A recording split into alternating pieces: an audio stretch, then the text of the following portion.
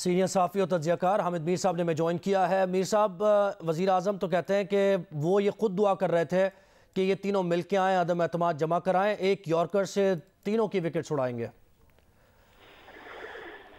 जी, मैंने भी वज़ीर आज़म इमरान खान साहब की जो तकरीर है वो काफ़ी देर तक मैं सुनता रहा हूँ, लेकिन ये तकरीर जो है, इस तकरीर में जो उनकी सबसे जो ज़्यादा अहम बात है वो ये है कि वो army chief general Qamar Javed Bajwa के साथ जो उनकी कुछ कन्वर्सेशन हुई है उसको वो पब्लिकली एक सियासी जलसे में बता रहे हैं और कह रहे हैं जी कि अभी मेरी बात हो रही थी आर्मी चीफ से, तो वो कह रहे थे कि तुम मौलाना फजलुर रहमान को डीजल ना कहा करो।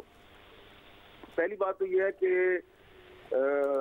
पाकिस्तान आर्मी जो है वो हमारा कौमी सलामती का एक इदारा है और उस इदारे के सरबराह के साथ अगर उनकी कोई गैर रस्मी गुफ्तगू हुई है इस तरह की, तो उस गुफ्तगू को इस तरह सियासी जलसे में बोलना नहीं चाहिए, उसको बताना नहीं चाहिए। ज़ाहिर बात है उसका एक कॉन्टेक्स्ट होगा, उसका एक पस मंज़र होगा। अगर आर्मी चीफ ने यह बात की होगी तो इसलिए की होगी कि सियासी कशीदगी को मजीद हवा ना दी जाए, क्योंकि लोग बहुत सी बातें कर रहे हैं। लेकिन वज़ीर आज़म साहब ने वो जो उनके साथ गुफ्तगू है उसको सियासी जलसे में इस अंदाज से पेश किया है कि जैसे आर्मी चीफ जो है वो मौलाना फजलुर रहमान के साथ हमदर्दी का इजहार कर रहे हैं। चले, अगर आपने ये बात कर भी दी है तो उसके बाद फिर आप उस जलसे में बार बार मौलाना फजलुर रहमान को फिर डीजल कह रहे हैं, नारे भी लगवा रहे हैं। तो अब अगर आपने ये बात पब्लिकली एक जलसे में कह दी है कि आर्मी चीफ ने मुझे कहा है कि आप फजलुर रहमान को डीजल ना कहें, और उसके बाद फिर आप उनको दोबारा डीजल कह भी रहे हैं, तो ये फिर आप क्या मैसेज दे रहे हैं? मैसेज यही दे रहे हैं कि आपने उनकी बात को इग्नोर कर दिया है। तो ये बड़ी एक अफसोसनाक बात है। और कल ही DG ISPR ने अपनी जो प्रेस कॉन्फ्रेंस थी उसमें एक सवाल के जवाब में दरख्वास्त के अंदाज में कहा था कि प्लीज फौज को सियासत में ना मुलव्वस करें, हम सियासत से दूर रहना चाहते हैं। उन्होंने कहीं भी ये नहीं कहा कि हम न्यूट्रल हैं, क्योंकि इस पर मेरी राय जो है वो ये है कि आइन के आर्टिकल 243 के तहत जो मुसल्लह अफवाज हैं ये वफाकी हुकूमत का मातहत अदारा है। मातहत अदारा जो है वो अपनी आइनी जिम्मेदारियों के हवाले से न्यूट्रल नहीं हो सकता। लेकिन DG ISPR ने सिर्फ ये गुजारिश की मीडिया को भी और बाकी लोगों को भी कि आप हमें सियासत में मुलव्वस ना करें।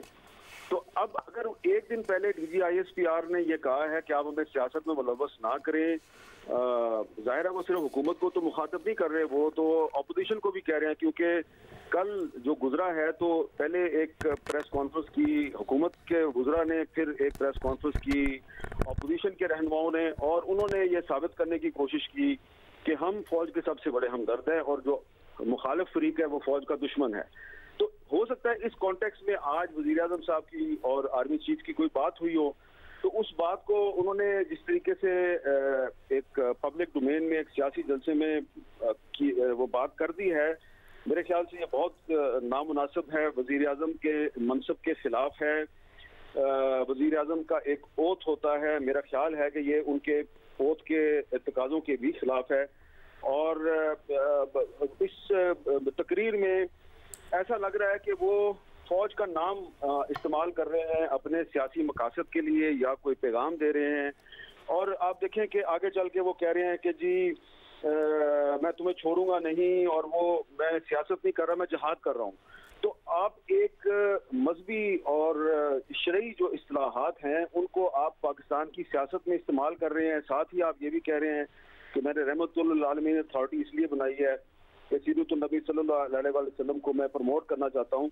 तो ये इसमें बहुत कंट्राडिक्शंस हैं। ठीक है, आपको जरदारी साहब की शक्ल अच्छी नहीं लगती, आप कह रहे हैं कि वो शक्ल से डाकू लगता है, चले ठीक है, आप उनको डाकू कहें, लेकिन आप अपनी सियासी तकरीर में, सियासी जलसे में आप जो बातें कर रहे हैं, आप ये भी इग्नोर कर रहे हैं कि इलेक्शन कमीशन ने आपको यहाँ पे वज़ीर आज़म की हैसियत से जलसा करने से रोका है। आप इलेक्शन कमीशन के अहकामात की भी खिलाफ वर्जी कर रहे हैं, आप अपने आईनी हल्फ के तकाज़ों की भी धज्जियां उड़ा रहे हैं, आप फौज को भी सियासत में घसीटने की कोशिश कर रहे हैं, आप दीन इस्लाम में कुछ जो मखसूस इस्लाहात हैं, ये एक टर्मिनोलॉजी है, जिहाद की टर्मिनोलॉजी है, ये जो इस्लाह है ये एक खास कॉन्टेक्स्ट में इस्तेमाल की जाती है।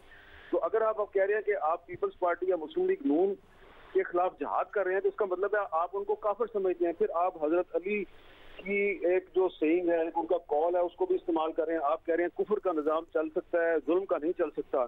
तो आप ये क्यों भूल गए हैं कि पिछले 4 साल से तो आप खुद इस सो कॉल्ड कुफरिया निज़ाम के वजीर आज़म हैं। तो अगर आपके ख्याल में ये कुफर का निज़ाम है तो फिर आप इसके वजीर आज़म क्यों हैं? आप क्यों चाहते हैं कि आप आइंदा भी वजीर आज़म रहें? अगर ये तहरीक में एतमाद है और आप बाकी जिहाद कर रहे हैं तो जिहाद के लिए तो वजीर आज़म होना ज़रूरी नहीं है।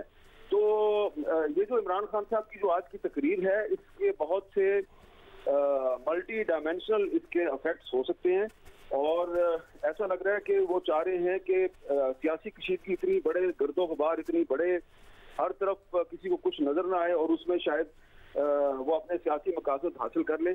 तो ये सारा जो कुछ भी वो कर रहे हैं ये बहुत ही अफसोसनाक है और मैं ये समझता हूँ कि कम से कम उनको आर्मी चीफ के साथ या किसी और पाकिस्तान का जो गैर सियासी इदारा है उसके सरबराह के साथ होने वाली जो गुफ्तगू है उसको किसी सियासी जलसे में इस तरह उनको बयान नहीं करना चाहिए था। जी।